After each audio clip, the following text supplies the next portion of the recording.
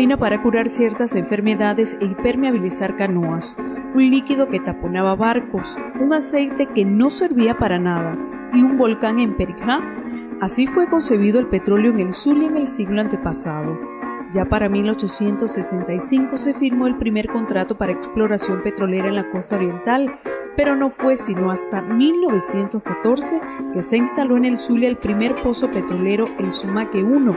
Luego, para 1922, cerca de Cabimas, apareció el Barroso 2. Eran pozos que eran muy buenos, de una muy buena producción, eran cerca de 5.000 barriles, 6.000 barriles diarios.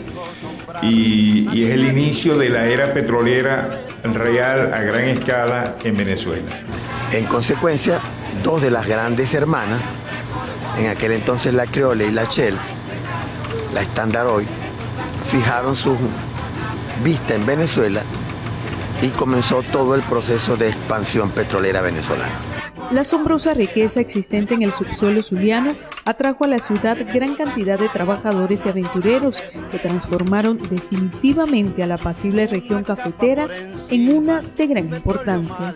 La sociedad rural venezolana, bucólica, la introduce de impacto de manera violenta en un mundo de alta tecnología. Sí, crear carreteras, universidades, desarrollo de las grandes ciudades del país. Como Maracaibo, se potencian ciudades importantes. Caracas misma comienza un bucólico desarrollo. Permitió el desarrollo tecnológico de los países, en este caso norteamericanos y europeos.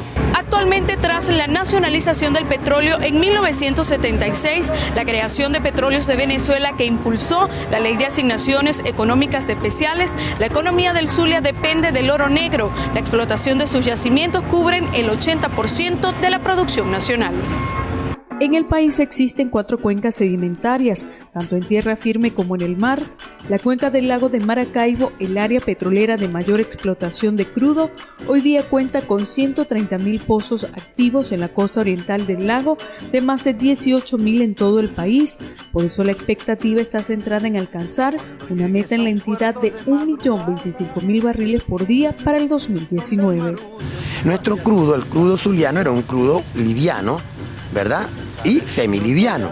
Petróleo zuliano, aparte de ser quizás la primera gran fuente de producción petrolera de carácter acuífero, o en este caso lacustre, no es marino, pero es la primera gran fuente de agua donde se perfora, y aquí de aquí se desarrolla la tecnología que tú has visto se usa en el Mar del Norte y en las perforaciones costa afuera. Estas condiciones permitieron la internacionalización del petróleo en Venezuela, aprovechado solo por las transnacionales, motivo por el que el presidente Hugo Chávez Frías, tras un paro petrolero, nacionalizó la industria en el 2001, que le dio un carácter social a los recursos de esta actividad.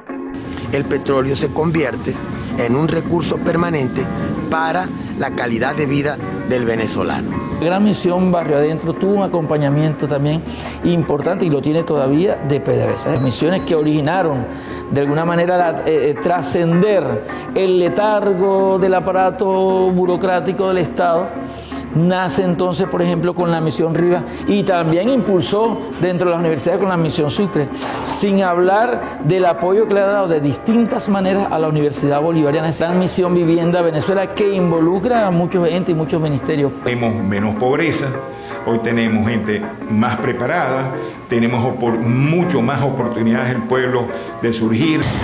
Entre 1914 y 2012 de la cuenca Zulia se han extraído 43.239 millones de barriles de petróleo para el mundo, y aún así sus suelos cuentan con una reserva para 70 años. En su segundo aniversario, Coquibacoa Televisión les presenta los hechos que hicieron de nuestro estado un Zulia trascendente.